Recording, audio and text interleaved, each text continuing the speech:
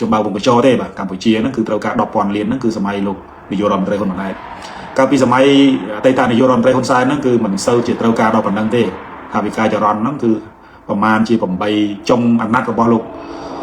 จงอำนาจกับบอลไต่ตามในโยรอนไป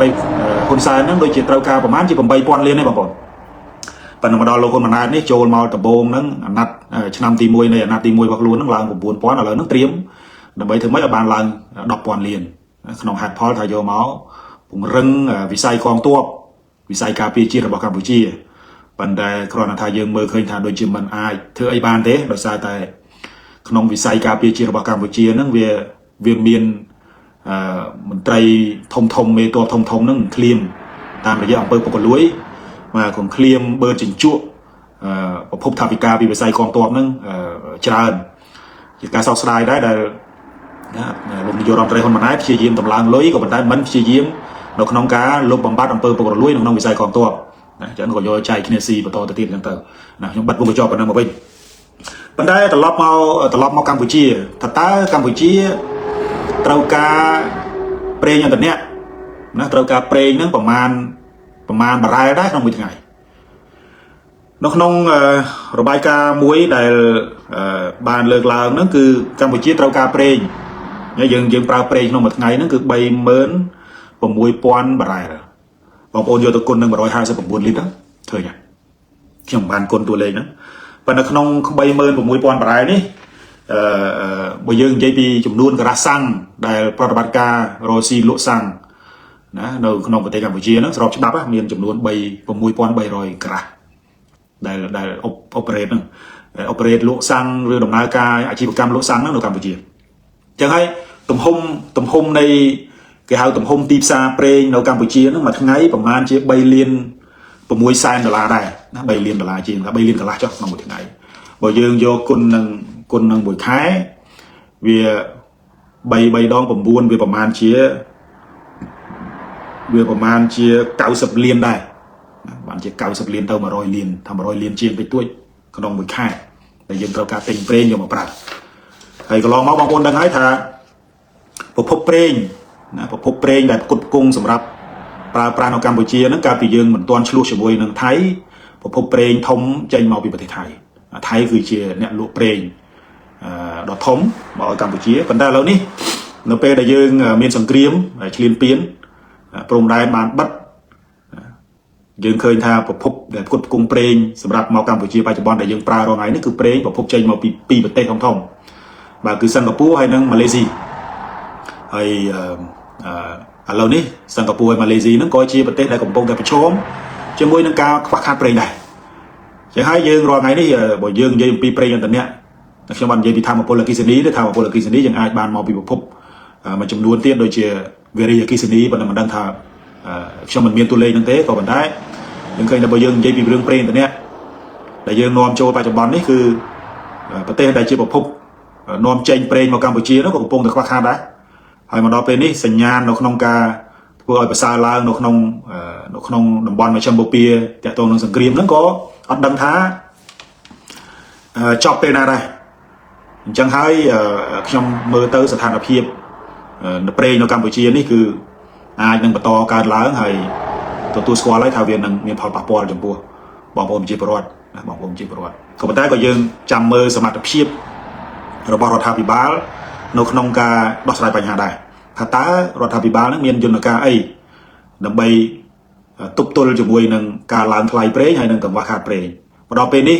เอาไว้เด็กช่างบารอมมาบอกเอาไว้เด็กช่างบารอมคืออัดบารอมเรื่องเปรย์ล้างทลายนะอัดบารอมเรื่องเปรย์ล้างทลายเอาไว้ในบารอมของพอดคืออัดมีนเปรย์ปลาให้บอกนงการในยังอัดมีนเปรย์สิงคโปร์หรือกับมาเลเซียทางช่างก็อัดมีนเปรย์ลุกอ้อยได้ตัวใบจะติงช่างนงน้ำลายนาก็ได้อันนั้นคือกัมพูชีกรุ๊ปไหนนะหนังอายทั่วมาเส้นเศรษฐกิจของกัมพูชีแกงธรรมดาช่างเชื่อท่าเราทับปีบาลลูกคนมันได้นั่นก็มันเนื้อสกีมได้นกนงกาดอกสลายปัญหานี่ก็เป็นได้มาเราเป็นนี่ยังอัดตอนเคยมียุนกาหน้ามวยได้นกนงกาดอกสลายปัญหานี่ก็หลายเต้นะเคยทำมียุนกานกนงกามันเอาล้างทลายหนึ่งมียุนกานกนงกาบัดกระสังมาได้ล้างทลายเดี๋ยวเขาฉบับไปจะตามหลังหลักมันได้ยุนกาแต่มอนี่สำหรับช่องเช่นได้ตามการเรื่องไปการเงินสังคมนักเชื่อมทางวิออดไอเตอร์วิเตนะวิตามินยุนกาเรื่องนั้นนำไปถูกไม่เอาปวดรอด ណាអាចមានការរួមចំណែកនៅក្នុងការទប់ស្កាត់ទៅលើស្ថានភាពដែលកំពុងតែប្រឈមបច្ចុប្បន្នខ្ញុំមាននៅគេហៅថាសំណើមួយចំនួនដែលអាចថាឲ្យបងប្អូនយកទៅពិចារណារួមទាំងរដ្ឋាភិបាលពិចារណាមិនពិចារណានឹងរឿងរបស់រដ្ឋាភិបាលក៏ប៉ុន្តែខ្ញុំពិនិត្យមើលថាប្រទេសមួយចំនួនដែលកំពុងតែប្រឈមជាមួយនឹងបញ្ហាខ្វះប្រេងដូចយើងដែរគេមានយន្តការមួយចំនួនដែលឲ្យពលរដ្ឋ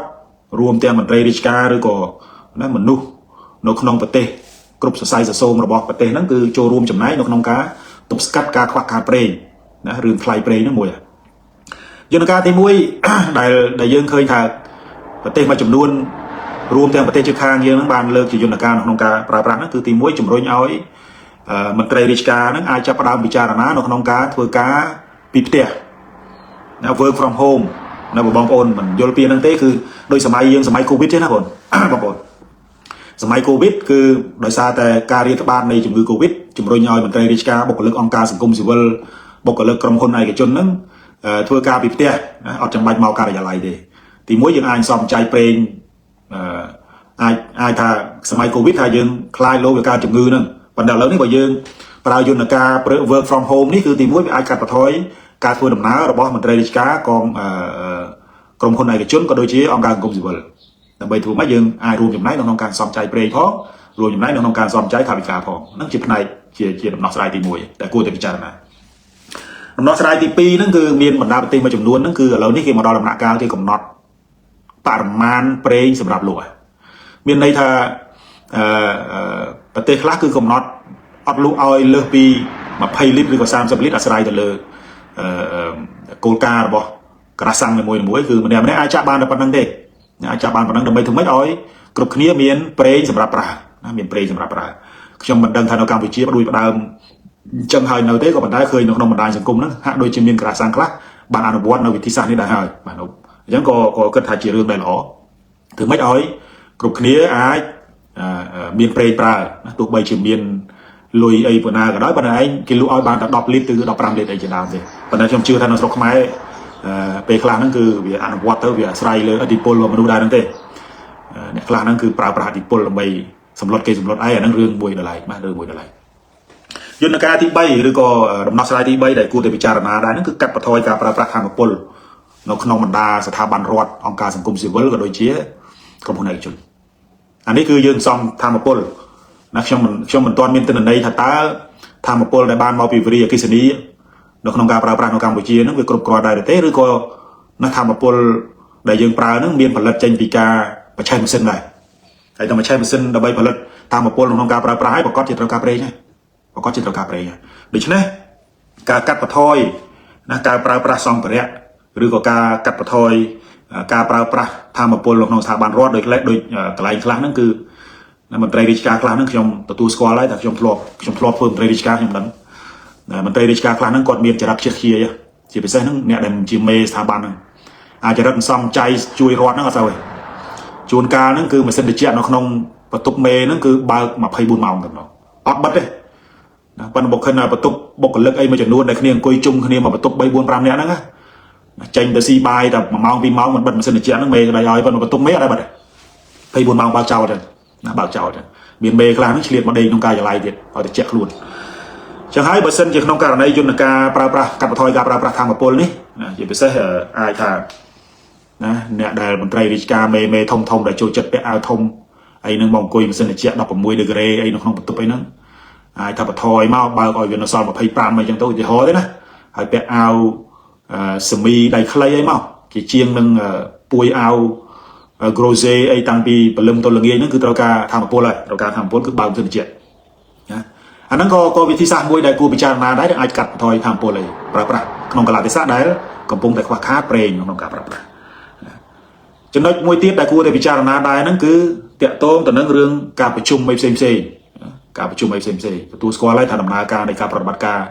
ប្រទេសមួយឬក៏ក្រុមហ៊ុនមួយឬក៏ស្ថាប័នមួយវាត្រូវការប្រជុំសឹងតែប្រជុំប្រចាំថ្ងៃឬក៏ប្រជុំប្រចាំអាទិត្យអញ្ចឹងហើយអាចប្រជុំអនឡាញបានជាជាងបើប្រសិទ្ធបន្ទប់ប្រជុំប្រចាំបាច់តែត្រូវជិះម៉ូតូជិះឡានមកប្រជុំគឺប្រជុំអនឡាញទៅសំចៃទាំងធម្មពលក្នុងការិយាល័យផងសំចៃទាំងតម្លៃប្រេងធ្វើដំណើរមកប្រជុំផងអាហ្នឹងយើងអាចប្រើវិធីសាស្ត្រដោយសម័យ Covid ណា ចំណុចមួយដែលគួរតែពិចារណាចុងក្រោយអានេះជាគំនិតដែលគួរតែពិចារណាដែរគឺទាក់ទងទៅនឹងការប្រើប្រាស់រថយន្តសាធារណៈគឺរថយន្តក្រុងហ្នឹងឯងជាពិសេសអ្នកនៅក្នុងរាជធានីភ្នំពេញណាហើយរដ្ឋាភិបាលក៏ដល់ដំណាក់កាលដែលគួរតែបញ្ចេញរថយន្តក្រុងដើម្បី operation នៅក្នុងការដំណើរការដឹកមនុស្សនៅក្នុងក្រុងហើយមិនចាំបាច់ត្រៀមតែបើកពេលចូលឆ្នាំទេណាខ្ញុំឃើញកន្លងមកហ្នឹងដើម្បីអានឹងជាផ្នែកមួយនៃនយោបាយវិជាពិធរបស់រដ្ឋាភិបាលខ្ញុំមិនថាទេបើគាត់ថាមកដល់ដំណាក់កាលនេះក៏ជាដល់ពេលវេលាដែលអស់លោកប្រើនយោបាយវិជាពិធហ្នឹងនៅក្នុងការទទួលបានការគ្រប់គ្រងពីពលរដ្ឋហើយបញ្ចេញឡានក្រុងដែលមានទាំងអស់ហ្នឹងយកមកដើម្បីធ្វើម៉េចឲ្យពលរដ្ឋអាចធ្វើដំណើរបានដោយកាត់បន្ថយការប្រើប្រាស់មធ្យោបាយផ្ទាល់ខ្លួនដែលឈានទៅដល់ការប្រើប្រាស់ប្រេងឥន្ធនៈហ្នឹងវាច្រើនណាប្រេងឥន្ធនៈហ្នឹងវាច្រើនអញ្ចឹងហើយអានេះជាដំណោះស្រាយឬក៏ជាយន្តការមួយចំនួនដែលបណ្ដាប្រទេសមួយចំនួនហ្នឹងគេយកមកប្រើដើម្បីទប់ទល់ជាមួយនឹងស្ថានភាពដែលពិភពលោកកំពុងតែប្រឈមទៅនឹងការខ្វះខាតប្រេងបានតាមពិតទៅប្រេងវាមិនខ្វះបើនៅខណៈនាំចេញមកវាមិនរួចពីច្រកហ្នឹងអញ្ចឹងហើយឥឡូវនេះវាបាត់ប្រេងប្រមាណជា 30% នៃទំហំនៃការប្រើប្រាស់សរុបណាទំហំនៃការប្រើប្រាស់សរុបយើងធ្លាប់ថាពិភពលោកត្រូវការឧទាហរណ៍នៅត្រូវការ100លីត្រមួយថ្ងៃឥឡូវវាមានតែ70លីត្រអញ្ចឹងវាមិនធ្វើឲ្យគ្រាន់តែឡើងថ្លៃទេក៏ប៉ុន្តែវាធ្វើឲ្យខ្វះប្រេងនៅក្នុងការប្រតិបត្តិការនៅក្នុងដំណើរការក្នុងការធ្វើម៉េចឲ្យវាដំណើរការបានមួយចំនួនដែរបាទមួយចំនួនដែរអានេះជាផ្នែកមួយចំនួនជាផ្នែកខ្លះដែលខ្ញុំលើកឡើងនៅក្នុងការតាក់ទងទៅនឹងរឿងប្រេងតាក់ទងទៅនឹងរឿងប្រេងហើយមកដល់ពេលនេះយើងឃើញថាមិនតែកម្ពុជាទេនិយាយចឹងមិនមានន័យថាឲ្យរដ្ឋាភិបាលមានលេសនៅក្នុងការយកដោះសារទេណាព្រោះធម្មតារដ្ឋាភិបាលលោកហ៊ុនម៉ាណែតហ្នឹងក៏កែដោះសារសំសារបើគាត់ថាឥឡូវនេះបើយើងមើលស្ថានភាព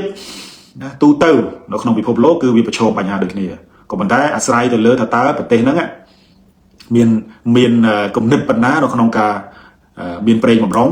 ដោយជប៉ុនដីអីហ្នឹងមានរហូតដល់ទោះបីជាពិភពលោកកលាប់ចាក់ក្នុងរយៈពេល1ឆ្នាំក៏ដោយក៏ជប៉ុនអត់ចេះខ្វះប្រេងប្រើព្រោះប្រេងដែលរក្សាទុករដ្ឋាភិបាលជប៉ុនរក្សាទុកប្រេងហ្នឹងរហូតដល់ជិត1ឆ្នាំ280ថ្ងៃជាងថៃហ្នឹងមានប្រហែលជាទិន្នន័យកន្លងមកលើកថាប្រហែលជា60ថ្ងៃ61ថ្ងៃនៅប្រទេសជិតខាងយើងណាប៉ុន្តែដោយឡែកកម្ពុជាយើងអត់មានទិន្នន័យទេបើគាត់ថាមានបញ្ហាឃើញរដ្ឋមន្ត្រីក្រសួងឧស្សាហកម្មរាយធម្មពលហ្នឹងចេញមកប្រកាសថាយើងក៏មាន21ថ្ងៃដូចគេដែរប៉ុន្តែឥឡូវហ្នឹងឃើញថារាប់ចាប់ពីថ្ងៃទី28មកដល់ថ្ងៃនេះសង្គ្រាមហ្នឹងវាអូបឡាយមកណាសង្គ្រាមវាអូបឡាយមកហ្នឹងវាជិត20ថ្ងៃដែរហើយបាទជិត20ថ្ងៃដែរអញ្ចឹងហើយស្ថានភាពហ្នឹងក៏យើងមិនដឹងថាចប់នៅពេលណាដែរហើយវាមានតែធ្វើម៉េចអាចដោះស្រាយដោយរបៀបណាក៏វាត្រូវការទាំងរដ្ឋាភិបាលទាំងពលរដ្ឋដើម្បីចូលរួមបើគាត់ថារដ្ឋាភិបាលត្រូវតែចេញមុខក្រៅតែពីដើរត្រួតពិនិត្យអ្នកតម្លើងថ្លៃប្រេងហើយក៏គួរតែចេញយន្តការមួយចំនួនដែលអាចឈានទៅដល់ធ្វើម៉េចឲ្យមានការសំចៃនៅក្នុងការប្រើប្រាស់ប្រេងបាទនេះជាប្រធានបទទី1ប្រធានបទទី2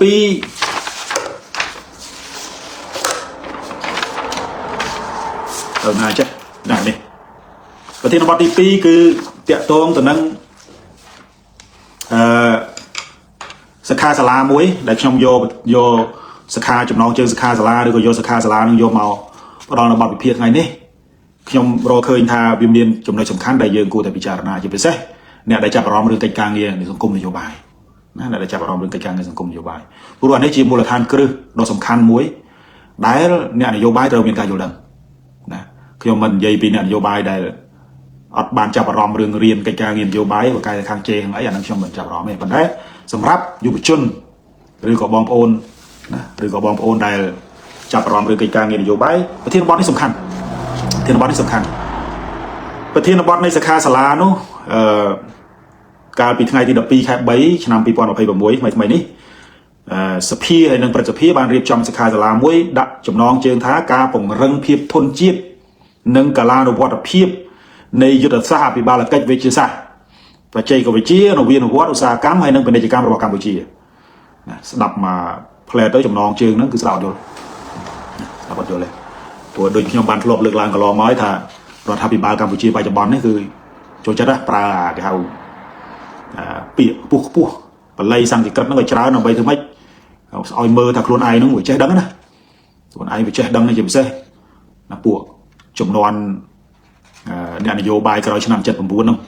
អ្នកខ្លះហ្នឹងដោយសារពួកគាត់បាត់បង់ឱកាសក្នុងការចូលរៀននៅតាមសាលាមួយចំនួនពួកគាត់ចូលចិត្តប្រើពាក្យខ្ពស់ៗដើម្បីគេមើលឃើញថាពួកគាត់ហ្នឹងក៏ចេះដែរបើឥឡូវនេះគឺពាក្យខ្ពស់ៗទាំងអស់នោះក៏យកមកប្រើហើយវាអត់មានជំរឿអីទេយើងជាអ្នកតាមដានក៏យើងត្រូវព្យាយាមសិក្សាថាតើពាក្យទាំងអស់នោះវាផ្ដោតលើអីផ្ដោតលើអីបើយើងមើលឃើញពាក្យកន្លឹះមាន5 6តែមួយចំណងជើងមាន5 6ពាក្យកន្លឹះទី1គឺភាពធន់ជាតិណាភាពធន់ជាតិស្អីគេភាពធន់ជាតិឬក៏ភាពស៊ាំអង់គ្លេសហៅ resilient នៅក្នុងនោះនិយមន័យនៃភាពធន់ជាតិហ្នឹងគឺគេដាក់ចេះគេដាក់ថាភាពធន់ជាតិគឺជាសមត្ថភាពដ៏រឹងមាំរបស់ជាតិទាំងអស់ហ្នឹងណាប៉ុន្តែគេសម្លុតទៅពួកគ្មានអ្នកណាសប្បាយចិត្តមកឃើញប្រធានស្ថាប័នមួយស្រាប់តែឪនឹងចូលរត្រែឃើញកូនមកអង្គុយកៅអីហ្នឹងទៀតទេវាមិនត្រូវកូនក្មេងខ្លះមិនទាន់ដោះវល័យផងអាខ្លះហ្នឹងមកឆ្លើយហៅគេស្អាតជាពិសេសនៅក្នុងស្ថាប័នអាជ្ញាធរខ្លួនឯងអាយុ20ជាងឯងហៅចាស់ទុំដែលធ្លាប់តស៊ូឬក៏ធ្វើការនៅក្នុងស្ថាប័នហ្នឹងហៅគេស្អាតខ្លះវាមានអាពូជឆ្លើយមួយចំនួននៅក្នុង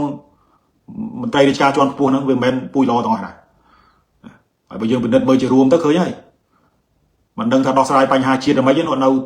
វល់ហ្នឹងទេយើងមើលសិទ្ធិកូនអ្នកធំនៅក្នុងគណៈរដ្ឋមន្ត្រីរបស់ហ៊ុនម៉ាណែតក្រសួងកសិកម្មក៏ដោយក្រសួងអីក៏ដោយ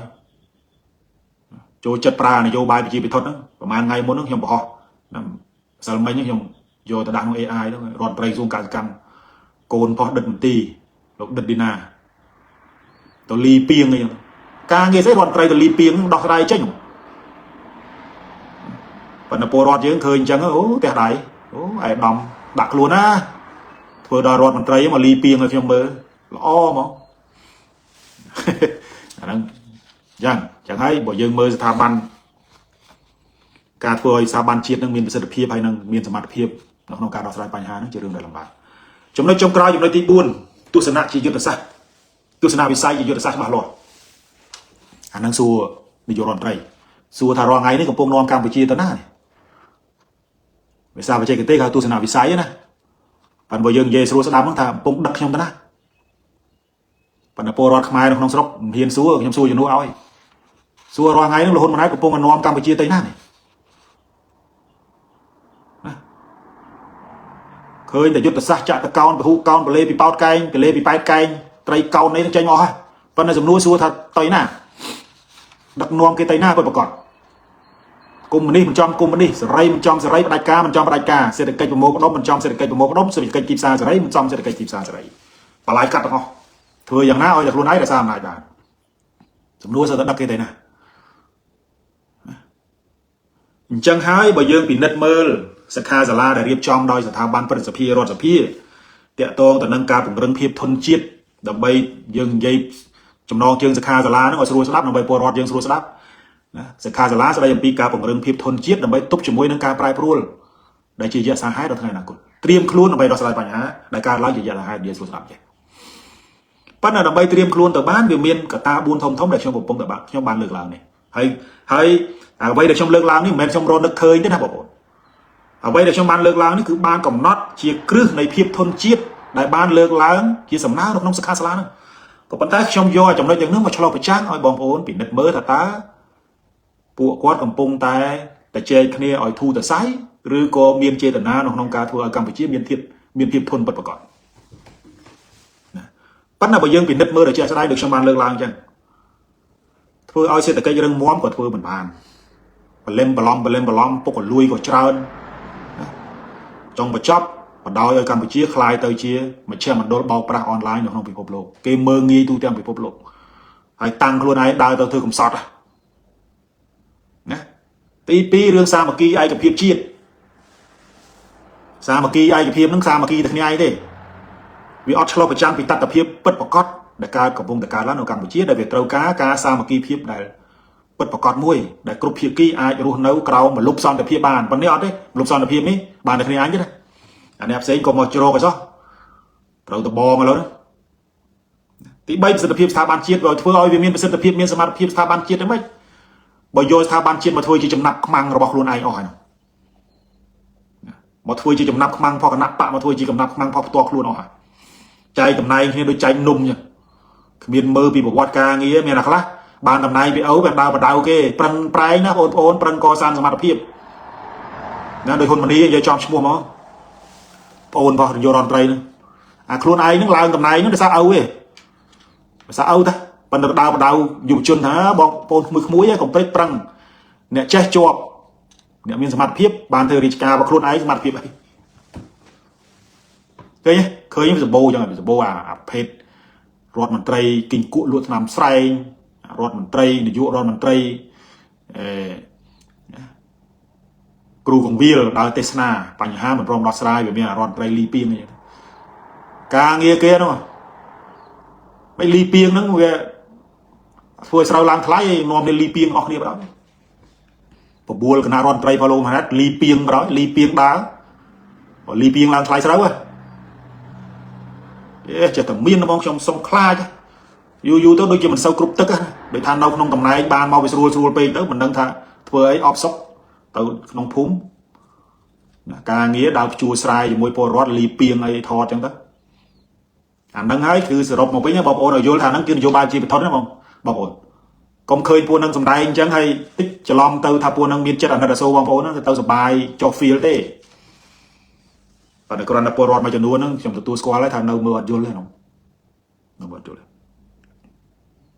ចុងក្រោយទី4ហ្នឹងគឺទស្សនវិស័យខ្ញុំលើកឡើងមិញមិនដឹងថានាំយើងទៅណារាល់ថ្ងៃអញ្ចឹងហើយបើយើងឆ្លោះយក4ចំណុចនេះយកទៅឆ្លោះ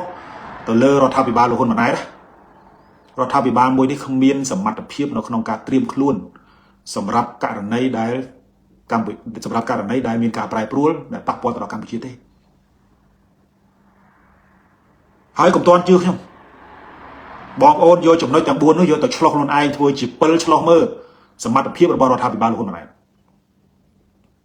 កុំថាខ្ញុំនឹងវាអកតេជាមួយនឹងលោកហ៊ុនម៉ាណែតអីទៅនិយាយទៅវាចេះតែ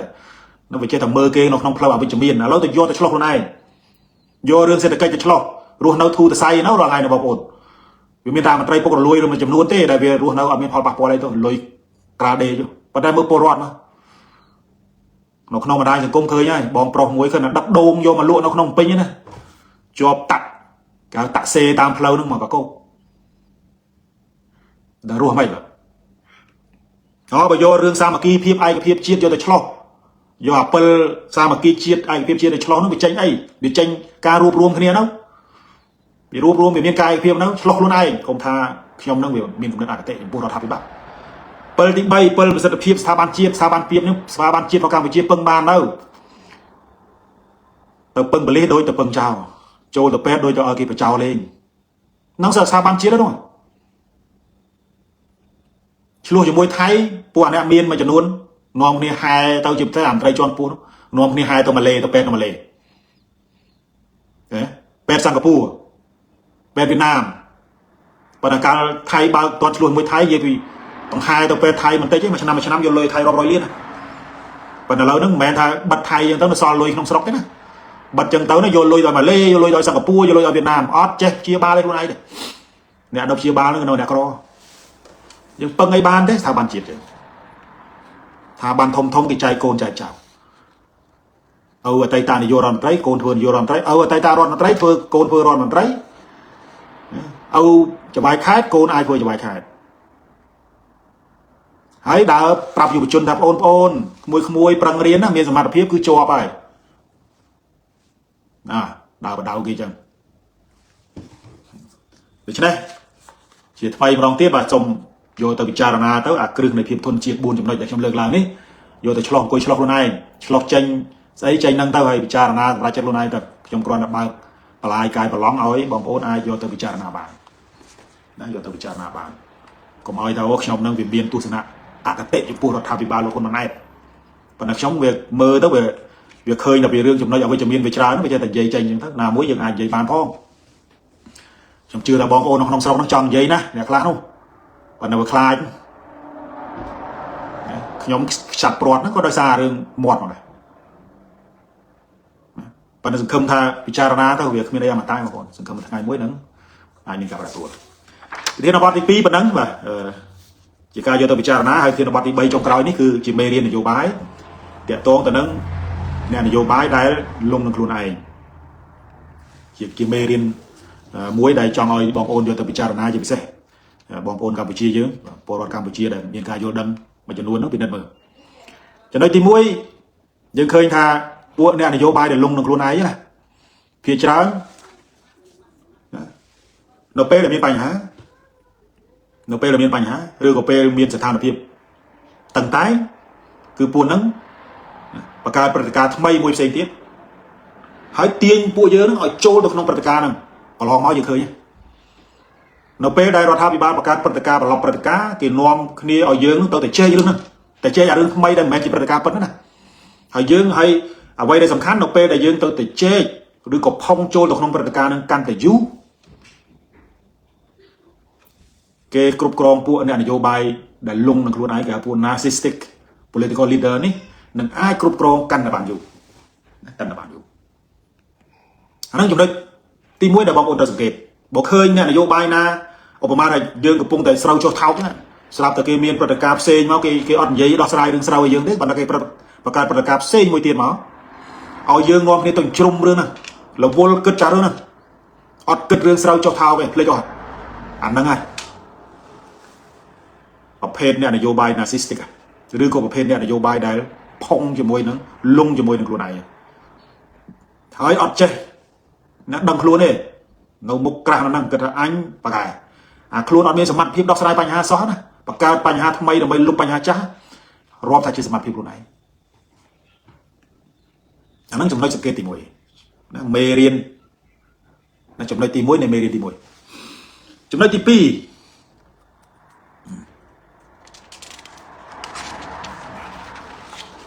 ទាញឲ្យយើងចូលអន្ទាក់នយោបាយឬក៏រុញឲ្យយើងចេញអំពីដែនកំណត់របស់ខ្លួនឯងដែនកំណត់របស់ខ្លួនឯងមានន័យថាម៉េចមានន័យថារកវិធីសាស្ត្រយ៉ាងម៉េចក៏ដោយតាមរយៈការសម្លុតគម្រាមកំហែងតាមរយៈការទិញទឹកចិត្តតាមរយៈការទិញដោយលុយដោយកាក់តាមរយៈការផ្ដល់ទូនាទីអំណាចប្រើប្រាស់គ្រប់មធ្យោបាយទាំងអស់នោះដើម្បីអីដើម្បីទាញមកចូលទៅក្នុងអន្ទាក់នយោបាយមួយហើយសម្លាប់មនសិការរបស់យើងចោលហើយវិធីសាស្ត្របែបនេះមានប្រសិទ្ធភាពសូម្បីតែខ្ញុំក៏ជាប់ដែរប៉ុន្តែខ្ញុំរើរួចបើគិតថាបងប្អូនបើកញ្ចក់គិតថាបងប្អូនអ្នកប្រជាធិបតេយ្យអីហ្នឹងជេរប្រមាថខ្ញុំទេអូខេវាចប់ហើយប៉ុន្តែគ្រាន់តែចង់បង្ហាញថាខ្ញុំអាចថាជាមនុស្សម្នាក់គត់ដែលអាចរើពីអន្ទាក់នយោបាយមួយនេះបាន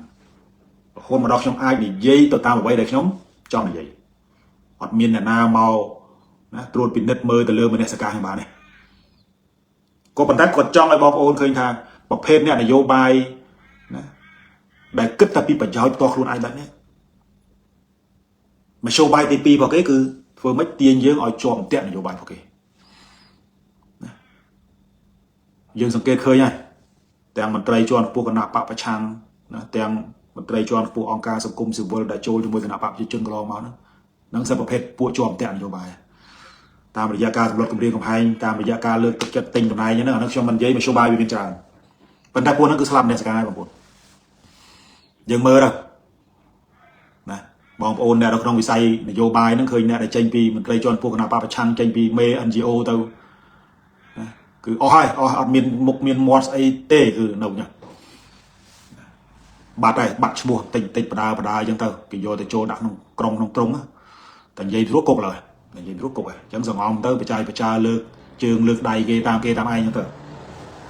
នោះចំណុចទី2ចំណុចទី3តាក់ទាញការអាណិតអាសូរណាដើម្បីលុបកំហុសអ្នកនយោបាយអាត្មានិយមណាដែលប្រើប្រាស់ភាពលងរបស់ខ្លួនឯងដើម្បីរក្សាអំណាចបន្តចំណុចទី3គឺតាក់ទាញការអាណិតអាសូរពីពលរដ្ឋក្នុងករណីដែលខ្លួនឯងជាអ្នកបង្កើតកំហុសសោះណាយើងឃើញកើតឡើងច្រើននៅក្នុងរជ្ជកាលរបស់អតីតនាយករដ្ឋមន្ត្រីហ៊ុនសែនណាខ្លួនឯងបង្កើតកំហុសហើយប៉ុន្តែនិយាយកលាប់ឲ្យខ្លួនឯងខ្លាចទៅជាជនរងគ្រោះហើយធ្វើខ្លួនកំសត់ហើយវាមានអ្នកនៅជុំវិញហ្នឹងគេជួយបច្ចេកថាមេខ្ញុំហត់ណាប្រឹងណាដោយករណីអតីតនាយករដ្ឋមន្ត្រីហ៊ុនសែនតែងចម្រៀងឬក៏តែងរឿងដែលបង្ហាញពីជីវិតគាត់ណាប្រឡំខ្លះគឺបើយើងមើលរឿងហ្នឹងទៅគេហៅកូនប្រុសក្រោមពលឺប្រច័នហ្នឹងយើងមើលរឿងហ្នឹងទៅដូចថាអស្ចារ្យគឺជាតួអង្គមួយដែលគួរអាណិតអាសូរល្អណាអ្នកខ្លះទៅមើលរឿងហ្នឹងហើយអាណិតប៉ុន្តែខ្លួនឯងហ្នឹង រងគ្រោះដោយសារការដឹកនាំរបស់តេតានាយករដ្ឋមន្ត្រីហ៊ុនសែនកូនចៅនោះទៅធ្វើខ្ញុំគេនៅថៃនៅកូរ៉េនោះអស់ហើយប៉ុន្តែណាចាត់ទុកអតីតនាយករដ្ឋមន្ត្រីហ៊ុនសែននោះដូចតែមានបុណ្យ